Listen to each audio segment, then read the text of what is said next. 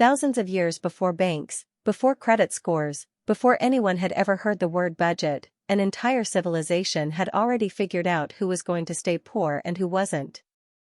Not by guessing. Not by luck. By watching one single habit. In the markets of ancient Babylon, merchants kept records of who paid, who borrowed, who saved, and who spent everything the moment it landed in their hands. And centuries later, when those records were studied, a pattern emerged that was almost eerie in how precisely it predicted outcomes. It didn't matter how much someone earned. It didn't matter what trade they worked. One simple rule separated the people who quietly built wealth from the people who stayed exactly where they started, generation after generation. And once you hear it, you'll realize most people today are still breaking it, without ever knowing the rule existed. Here's what made Babylon such a brutal test case for wealth. It was one of the richest trading hubs in the ancient world. Grain, textiles, silver, and goods moved through its markets constantly. Opportunity was everywhere. And yet, even in a city overflowing with commerce, most people who lived there died with nothing. Not because they were lazy. Not because they lacked opportunity. They were surrounded by more wealth-building opportunity than almost anyone else on earth at the time, and they still ended up with empty hands. If access to money and opportunity alone were enough to build wealth, ancient Babylon should have produced wealthy citizens by the thousands. It didn't. The gap between the wealthy few and the poor many stayed just as wide as it is in modern cities today, which tells you something uncomfortable. Wealth was never about how much moved through your hands. It was about what happened to it after it arrived. The rule the wealthy few followed was almost insultingly simple, which is exactly why so many people ignored it then, and ignore it now. Before spending anything, a portion of what came in was set aside first, and never touched. Not saved from what was left over after expenses. Set aside before expenses were even considered. This sounds obvious when you say it out loud. It's the opposite of how nearly everyone actually handles money, then and now.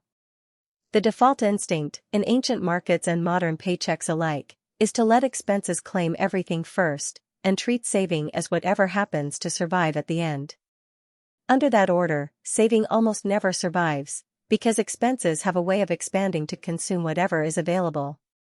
The Babylonians who built lasting wealth simply reversed the order. They paid themselves first, treated that portion as untouchable, and only then let the rest of their income cover the cost of living. This single reversal changed everything downstream. A portion set aside first, consistently, over years, became something the rest of their income never could. It became capital. And capital in ancient Babylon didn't just sit in a jar collecting dust. It was lent out, invested in trade caravans, put to work in ventures that paid the lender or investor a return over time. Money that worked began generating more money, without requiring additional labor from the person who owned it. Here's where the record-keeping becomes genuinely revealing. Historians studying preserved economic tablets from the region found something remarkable.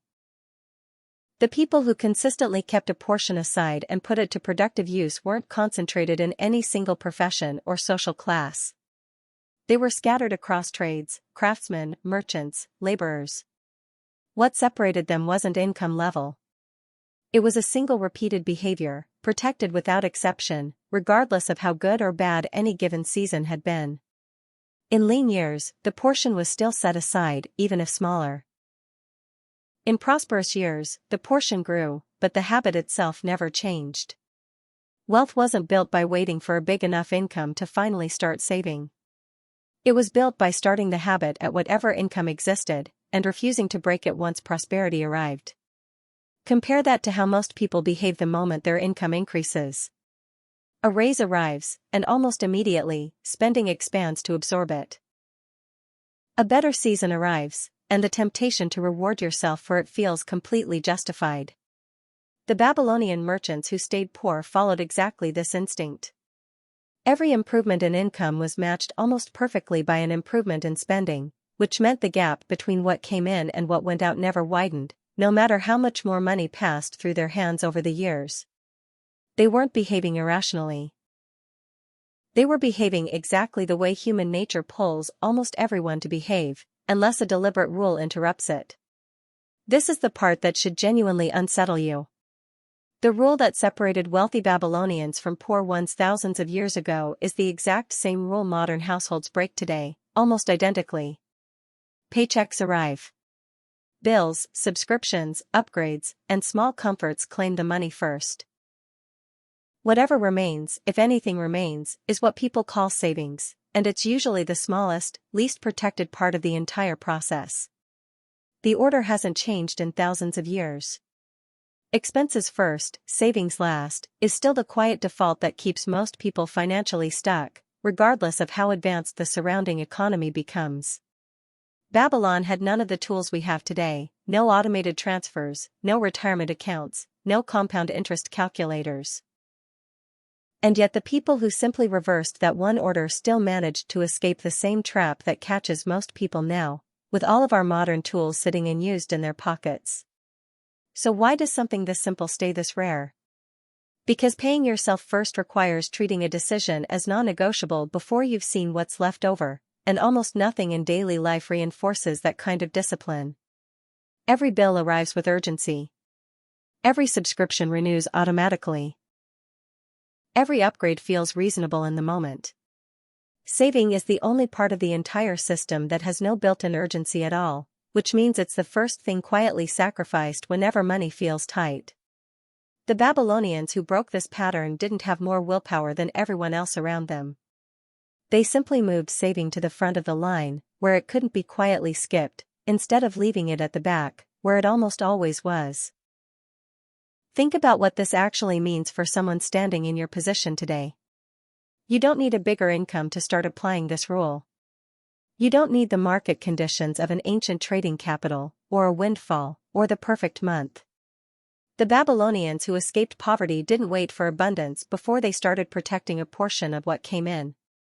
They started with whatever they had, however modest, and let the habit itself compound long before the money did. That's the part most people get backwards. They assume the habit comes after the wealth, once there's finally enough left over to bother protecting.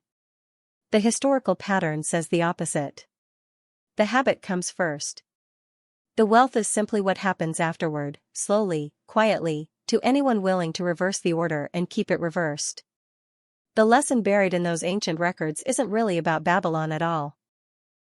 It's about a single decision point that repeats every time money enters your hands, in any century.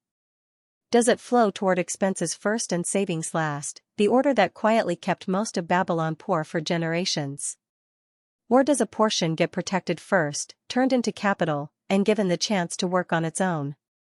That decision predicted who stayed poor and who built lasting wealth in one of the richest trading civilizations in human history. It still predicts the same outcome now, in paychecks instead of caravans, in bank transfers instead of clay tablets. The rule never got more complicated. It just got easier to ignore. Understand money. Move up.